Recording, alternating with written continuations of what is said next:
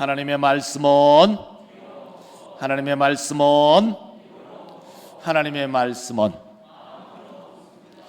우리 함께 하나님의 말씀을 먹고 마셔서 자라나는 성장하는 우리 모든 믿음의 귀한 권속들 되시기를 주의 이름으로 축복합니다. 하나님의 말씀의 숲으로 들어가겠습니다. 우리나라의 조선 왕조를 보면은 전체가 27대로 끝나는데 24대 왕이 현종입니다. 현종은 후사가 없이 죽어버려요. 성하해버리죠. 그래서 25대 왕을 세워야 되는데 여기에 상당히 문제가 있었어요. 그때 25대 왕이 철종인데 철종을 일명 뭐라고 얘기하냐면 강하도령이라고 얘기해요. 그러면 왜 강하도령이라고 얘기하느냐? 이 강하도령이 되는 그 유래는 이 철종의 정조 할아버지가 사도세자였어요. 사도세자가 뒤주위에서 갇혀 죽으면서 그게 3명의 후사들이 있었는데 그 첫째가 정조가 되고 이제 2명의 후사는 후궁의 아들이어서 왕의 자리에 못 이르렀어요. 근데 마침 이 후궁의 아들들과 함께 천주교 교인이 되었어요. 그것이 발각이 되어서 이 강하도의 유배가 되어버렸죠. 이제 그런 상태에서 이제 사도세자의 정조는 이제 강하도의 유배 생활을 하고 있는 중에 이제 현종이 후사가 없이 이제 성화를 해버리니까 왕을 세우다 보니까 이 왕족, 다시 이성계의 그 혈통, 적통의 혈통이 없는 거예요. 그래서 찾아낸 사람이 누구냐면은 바로 이 사도세자의 정손자인 이 철종, 강하도에 있던 사람이었어요. 근데 강하도에 있는 이 사람은 왕의 수업을 전혀 받지 않은 사람이에요.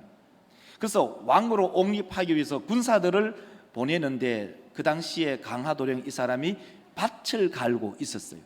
군사가 오니까 자기를 사사 이제 죽이러 온 줄 알고 사실은 벌벌 떨고 있었어요. 근데 그 군사들이 이 강하도령 밭을 갈고 있던 이 사람을 옹립해서 철종으로 세운 이야기예요. 자, 이 이야기의 핵심은 뭐냐면 바로 이거예요. 왕이 된다는 것하고 왕답게 산다는 것하고는 전혀 다른다는 거예요. 왕이 되는 것하고 왕답게 통치하는 것하고는 전혀 다르다는 거예요. 왜냐? 왕의 수업을 받지 않았기 때문에. 경연을 하거나 왕세자의 수업을 전혀 받지 않은 사람이 왕이 되었을 때 나라를 제대로 통치할 수 있겠느냐 하는 얘기. 그걸 가르쳐서 우리 가운데 적용하면 이렇게 적용할 수가 있어요. 바로 철종형 그리스도인. 그리스도인은 그리스도인인데 그리스도인답지 않는 사람을 가르쳐서 철종형 그리스도인이라고 명명할 수가 있다 하는 거죠. 우리 모든 믿음의 권속들은 철종형 그리스도인이 아닌 살아있는 마치 세종대왕 같이 나라를 부강하게 하고 국민을 유익하게 하고 백성들에게 기쁨을 주는 그러한 유익한 하나님의 백성들이 되시기를 주의 이름으로 축원합니다. 이제 오늘 본문 말씀을 가지고 설교의 제목을 이렇게 잡았어요. 바로 거룩의 시작. 우리 그리스도인들의 신앙의 시작점이 어디냐? 바로 거룩의 시작이 출발점이 된다는 거죠. 이 거룩의 시작이라는 제목을 가지고 함께 말씀을 나누는데 그 첫 번째로는 바로 세례란 무엇인가예요. 다른 말로 할까요? 거룩의 시작, 거룩의 출발점이 어디에 있느냐? 이것은 바로 세례에 있다는 거죠. 오늘 본문 말씀 한번 읽어볼까요? 본문 말씀 27절 읽겠습니다. 누구든지 세례를 받는 자는 그리스도로 옷 입었느니라. 이 말씀은 바로 이런 얘기입니다. 세례를 받는 자는 어떤 사람이냐? 그리스도와 합한 사람이다. 그리스도와 합하는 방법이 무엇이냐? 세례를 받는 것이다. 세례를 받는 것이 뭐냐? 그리스도와 합한 것이다. 이론적으로 다시 말해서 그리스도와 합했다는 얘기를 하면은 이것이 어떤 의미인지를 알 수가 없어요. 그래서 우리 예수께서는 그것을 사람들의 눈에 보일 수 있도록 세례라는 형태의 모습을 우리 가운데 보여줬어요. 그러면 세례란 무엇인가? 세례는 씻는다는 의미가 있어요. 그러면 무엇을 씻느냐? 무엇을 씻느냐? 죄를 씻느냐? 죄를 씻는다는 것입니다. 그럼 죄를 씻으려면 어떻게 해야 되느냐? 그리스도와 연합을 해야 한다. 그러면 왜 그리스도와 꼭 연합을 해야만이 죄가 씻겨지느냐? 그것은 바로 그리스도께서 우리의 죄를 담당하셨기 때문에, 그것은 바로 그리스도께서 우리의 죄를 짊어지셨기 때문에. 요한복음 1장 29절을 읽도록 하겠습니다. 이튿날 요한이 예수께서 자기에게 나오심을 보고 이르되 보라, 하나님의 어린 양이로다. 세례는 씻는다는 의미가 있어요. 그럼 무엇을 씻느냐? 죄를 씻는다는 거예요. 그럼 죄를 어떻게 씻느냐? 그리스도와 연합함으로 죄를 씻는다는 거예요. 그럼 왜 그리스도와 연합해야만이 죄가 씻겨지느냐? 그 이유가 무엇이냐? 그것은 바로 그리스도께서 우리의 죄를 다른 말 하면 짊어지셨기 때문이다.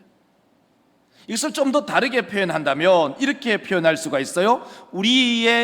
우리가 짊어지고 있는 그 죄를 그리스도께서 들어 올리셨다는 거예요. 우리가 짊어지고 있는 그 죄를 치워버리셨다는 거예요. 누가요? 예수 그리스도께서. 그러므로 우리가 세례를 받는다는 것은 바로 우리가 씻어지는 것이고, 무엇이 씻겨지느냐? 죄가 씻겨진다는 거예요. 그 죄가 씻겨지는 것은 곧 어떻게 해야 되느냐? 그리스도와 연합을 해야 된다. 그리스도와 연합하는 방법이 뭐냐? 그것은 바로 세례이다. 오늘 이 자리에 세례 받지 않는 분이 거의 없을 거예요. 이 자리에 거의 많은 성도들, 거의 90% 이상이 세례를 다 받으신 분들이에요. 이 세례를 받았다는 것은 바로 씻었다는 것이죠. 무엇을 씻었다는 거죠? 죄를 씻었다는 거예요. 어떻게 죄가 씻겨지죠? 그리스도와 연합함으로. 그러면 그리스도와 연합하는 방법이 뭐죠? 세례를 받음으로. 그러므로 우리 모든 믿음의 성도들은 세례를 받았다. 그리스도와 연합했다. 그리스도와 연합함으로 우리의 죄가 사해졌다. 왜냐하면 그리스도께서 우리의 죄를 들어 올리셨기 때문이다. 우리의 죄를 그리스도께서 짊어지셨기 때문이다. 우리의 죄를 그리스도께서 담당하셨기 때문입니다. 믿으시면은 아멘. 바로 이거죠. 자, 이제 두 번째로 세례를 받으면 어떻게 되는가죠. 세례를 받으면 신분의 변화가 생깁니다. 신분의 변화가 어떻게 생기느냐? 오늘 본문 말씀을 한번 읽어볼까요? 27절 읽겠습니다. 누구든지 그리스도와 합하기 위하여 세례를 받은 자는 입었느니라. 세례를 받은 자는 그리스도의 옷을 입은 사람들이다라고 말합니다. 세례를 받았으면 아무 현상이 없어요. 아무런 표시가 없어요. 사도 바울은 이것을 우리 가운데 시각화로 알려주기 위해서 그리스도의 옷을 입었다고 얘기합니다. 우리는 동양 사람들이잖아요. 동서양을 막론하고 사람의 신분을 나타내는 하나의 표현의 방법은 옷의 색깔입니다. 옷의 색깔. 우리는 자유롭게 어느 옷을 선택할 수 있는 자유가 있어요. 현대인들에게는 모두가 평등권을 가지고 있으니까. 그러나 고대에는 신분을 나타내는 하나의 방법이 옷의 색깔입니다. 그림을 하나 보여주면, 우리 동양에서는 그림을 하나 보여주면 이런 거예요. 자, 평민은 흰색을 입어야 돼요. 하급 관리는 거기에 깐정색 윗도리를 입어요. 그리고 고급 관리는 하늘색, 청색, 푸른색 관복을 입어요. 그리고 우리가 말하는 우리는 왕이죠. 조선의 왕. 근데 조선은 사실 그 중국의 한 변방의 나라의 제후 정도 되는 거예요. 왕이에요. 왕으로서 빨간색 옷을 입는 거예요. 근데 황제만이 저 황급빛 옷을 입게 되는 거예요. 자, 우리 사람 믿음의 권속들, 이거는 역사적으로도 충분히 알 수 있는 내용들이에요. 그러므로 우리 모든 믿음의 권속들, 그리스도로 옷을 입었다는 그 얘기를 다시, 자, 화면 바꾸고요. 다시 우리의 성경으로 돌아온다면 예를 들어 줄게요. 자, 이스라엘 백성들이 애굽에 살았어요. 애굽에 살면서 이제 시내 산으로 갑니다. 애굽에 종살이 할 때는 만약에 아론이 옷을 입었다면 어떤 옷을 입었을까? 노예의 옷을 입었을 거예요. 노예의 옷. 근데 이 아론과 모세와 그의 가족들과 이스라엘 모든 백성들이 홍해를 지나서 광야에서 시내산에서 아론은 대제사장이 됩니다. 대제사장이 되었을 때의 그 옷하고 애굽에서 입던 그 옷하고는 완전히 질적으로 다르지요. 그래서 사도 바울은 그것을 우리 가운데 아주 친절하게 설명해 주기를 고린도전서 10장 1절에 이렇게 우리 가운데 설명을 해주고 있어요. 한번 보세요. 형제들아, 나는 너희가 알지 못하기를 원하지 아니하노니 우리 조상들이 다 구름 아래에 있고 바다 가운데로 지나며 모세에게 속하여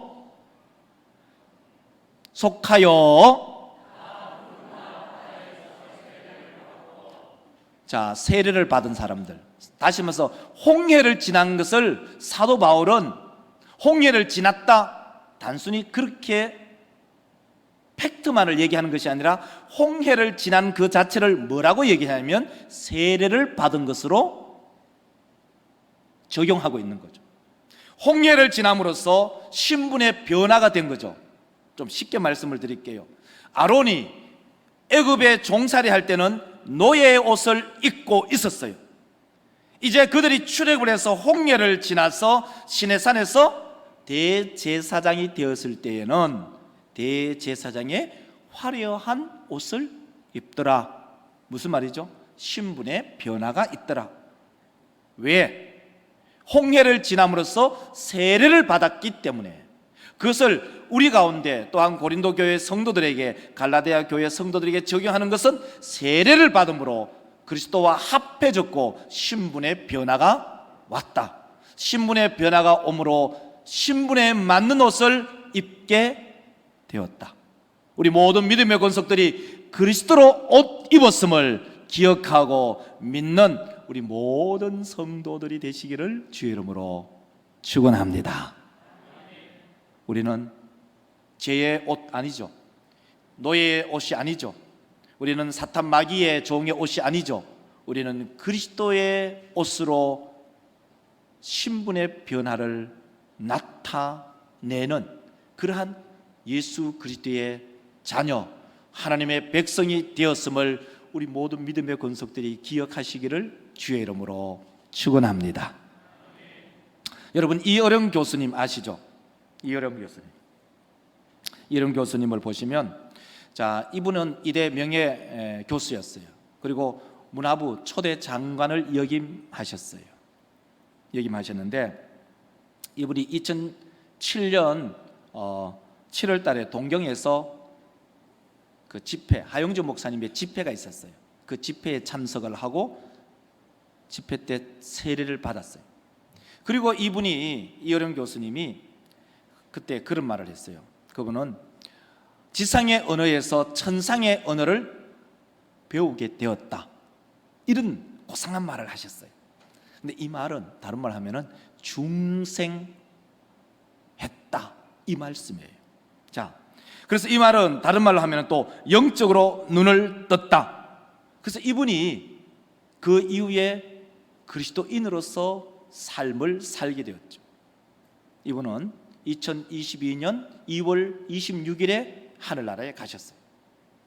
그분은 과거에 이대 명예 교수의 옷을 벗어버리고 우리나라의 초대 문화부 장관 그 옷을 벗어버리고 그리스도의 옷을 입고 하나님의 나라에 하나님의 백성으로서 입성하셨어요. 우리 모두 믿음의 권속들,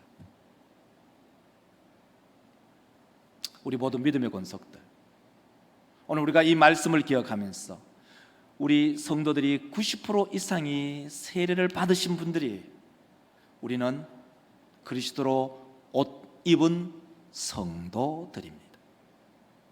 그러므로 우리는 그리스도인답게 하나님의 나라의 백성답게 이 세상을 살아가는 그러한 귀하고 복된 믿음의 근속들이 되시기를 주의 이름으로 축원합니다. 왜냐하면 서론에 말씀드렸던 철종형 그리스도인이 아닌, 모양만 그리스도인이 아닌 실질적으로 그리스도인의 삶을 살아가는 그런 귀한 복된 믿음의 성도들이 되시기를 주의 이름으로 축복하며 축원합니다. 기도합시다. 거룩하신 하나님 아버지, 감사합니다. 우리 사랑하는 믿음의 권속들이 하나님의 말씀을 기억하면서 우리 모두가 세례를 받은 거룩한 하나님의 백성들입니다. 하나님의 거룩한 백성으로 그리스도의 옷을 입었으니 그리스도의 인답게 살아가는 우리 모든 믿음의 권속들이 되게 하여 주시옵소서. 오늘 성찬에 참여하면서 그리스도의 은혜를 더 깊이, 하나님의 그 자비하심과 은혜를 더 깊이 깨달아가는 믿음의 종들 되게 하옵소서. 거룩하신 예수님의 이름으로 기도드리옵나이다. 아멘.